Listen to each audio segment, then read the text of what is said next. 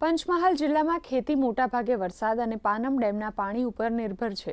આ વર્ષે ચોમાસા દરમિયાન પૂરતા વરસાદના કારણે જિલ્લાની જીવાદોરી ગણાતા પાનમ ડેમમાં સંતોષકારક પાણી ભરાયું છે। તાજેતરના જળસંગ્રહના આંકડા મુજબ ડેમ હાલમાં તેની કુલ ક્ષમતા કરતાં 84% જેટલો ભરાયો છે। હાલમાં ખેડૂતો માટે 650 ક્યુસેક પાણી સિંચાઈ માટે આપવામાં આવી રહ્યું છે। ગત વર્ષની આ સમયની સરખામણીએ આ વર્ષે પાનમ ડેમ 27% વધુ ભરાયો છે।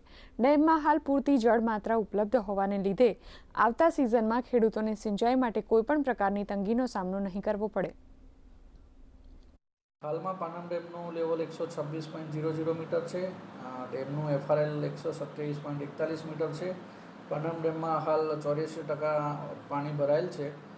સિંચાઈ માટે હાલમાં 650 ક્યુસેક પાણી કેનાલમાં છોડવામાં આવેલ છે, જે હાલમાં ચાલુ છે। કેનાલ મારફતે આશરે 10,000 હેક્ટરમાં સિંચાઈની સુવિધા ઉપલબ્ધ કરવામાં આવશે।